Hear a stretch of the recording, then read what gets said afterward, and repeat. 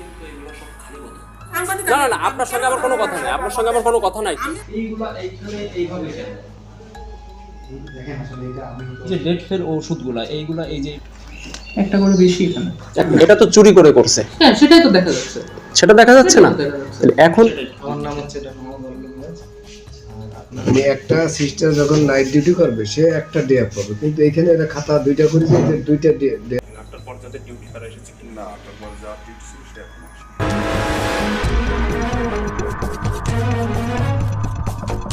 সরজমিনে দেখতে পেয়েছেন, আপনার কাছে প্রমাণ রয়েছে। তো এই বিষয়ে আপনি যদি সঠিক তথ্য খুলনার ফুলবাড়ীগেট সংক্রামক সরকারি হাসপাতাল ঘিরে বেরিয়ে আসছে একের পর এক চাঞ্চল্যকর তথ্য। সূত্র জানায়, রাত ৮টা থেকে ডিউটি থাকলেও সিনিয়র স্টাফ নার্স সুমিতা ডিউটিতে উপস্থিত হননি। অভিযোগ উঠেছে এইখানে নার্সরা ইচ্ছেমতো ডিউটি করছেন। না না না, আপনার সঙ্গে আমার কোনো কথা নাই, আপনার সঙ্গে আমার কোনো কথা নাই, আপনার সঙ্গে আমার কোনো কথা নাই। এটা তো আপনি করছেনই, এটা তো আপনি করছেন, সেটা আপনাকে। সরকারি নিয়ম অনুযায়ী সপ্তাহে 2 দিন ছুটি থাকার কথা থাকলেও নার্সরা 3 দিন পর্যন্ত ছুটি ভোগ করছেন। অনুসন্ধানে আরও বেরিয়ে আসে রোস্টার নিয়ে গুরুতর কারচুপির তথ্য। নিয়ম অনুযায়ী একটি রোস্টার খাতা থাকার কথা থাকলেও অবৈধভাবে রাখা হয়েছে আরও একটি আলাদা খাতা। এটা তো চুরি করে করছে, হ্যাঁ সেটাই তো দেখা যাচ্ছে। সেটা দেখা যাচ্ছে না। তাহলে এখন বিষয়টা হচ্ছে আপনি এটার বিষয় দুইটা কেন থাকবে, এটা আপনারও প্রশ্ন। এই রোস্টার করে হচ্ছে আমাদের ইনচার্জ, সিস্টার ইনচার্জ কণিকা রানী দাস। ওনার সাথে তাহলে বিষয়টা নিয়ে প্রথমে করতে হবে। এখানেই শেষ নয়, তথ্য মিলেছে খাবার ব্যবস্থাপনায়। সরজমিনে দেখা যায় হাসপাতালে মাত্র 5 জন রোগী ভর্তি থাকলেও খাবারের তালিকায় দেখানো হয়েছে 20 জনের নাম। এতে সরকারি অর্থ আত্মসাতের আশঙ্কা বাড়ছে। এছাড়া রোগীদের কক্ষে বেডের পাশেই পড়ে থাকতে দেখা গিয়েছে ময়লা আবর্জনা, ডেট ফেল ওষুধ এবং স্যালাইনের খালি বোতল, যা রোগীদের জন্য মারাত্মক স্বাস্থ্য ঝুঁকি তৈরি করছে।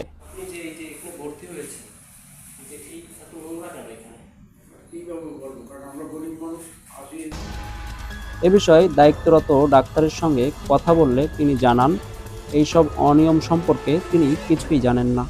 যদি 5 জন থাকে সেখানে 20 জনের খাবারের তালিকাটা লেখা হয়। এই বিষয়ে আপনি পেয়েছেন, আপনার কাছে প্রমাণ রয়েছে। তো এই বিষয়টি আপনার পক্ষ থেকে আপনার ঊর্ধ্বতন কর্মকর্তারা কি ব্যবস্থা নেবেন সেটি একটু আমাদের বলেন। আচ্ছা ধন্যবাদ। আসলে আমাদের এখানে যেটা আপনি প্রথমে খাতাটা দেখাচ্ছেন, যে এখানে আমাদের যে সিস্টার যারা কর্মরত রয়েছেন তাদের রোস্টার খাতা। তো রোস্টার খাতা এখানে আমার কাছে এটা দেখায় আর কি, প্রতি মানে যখন রোস্টারের সময় হয় এই খাতাটা আমাকে শো করে। এই খাতাটার কথা মানে আপনারাই বললেন আর কি, এটা আমি আগে কখনো জানতাম না।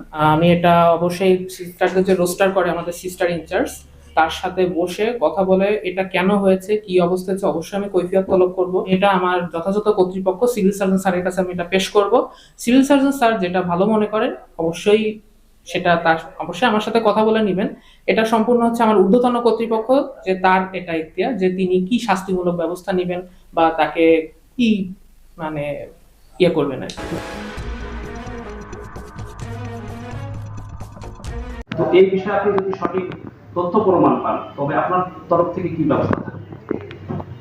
এটা তো ওখানে যেটা বিষয়টা হলো, ওখানে তো ডাক্তার জুয়েল ঘোষের দায়িত্ব দেওয়া হয়েছে, ঠিক আছে। তাকে প্রত্যেক হাসপাতালে একজন সেট করা হয় যে সে এগুলো দেখবে। তারপর আমি এখন যেহেতু জানলাম, আমি বিষয়গুলো অবগত হয়ে যে কার্যকরী ব্যবস্থা নেওয়া লাগবে আমি নিব, ঠিক আছে। এই বিষয়টি আসলে এই বিষয়টি নিয়ে আচ্ছা, এটা অস্বীকার মানে কি, একটা হাসপাতালে একজনকে দায়িত্ব দেওয়া হয় না, সে এগুলো দেখার দায়িত্ব। এখন উনি অস্বীকার কেন করছেন এটা জানতে চাই, ঠিক আছে। ওনার বোঝার হয়তো ভুল হতে পারে, তাই না? ঠিক আছে, আমি যেহেতু জানতে পারলাম আমি দেখতেছি আর কি, কথা বলবো না। স্থানীয় ও রোগীদের দাবি, দ্রুত এই দুর্নীতি অনিয়মের বিরুদ্ধে কঠোর ব্যবস্থা নেওয়া হোক। এখন দেখার বিষয় স্বাস্থ্য কর্তৃপক্ষ এই অভিযোগে কি পদক্ষেপ নেয়।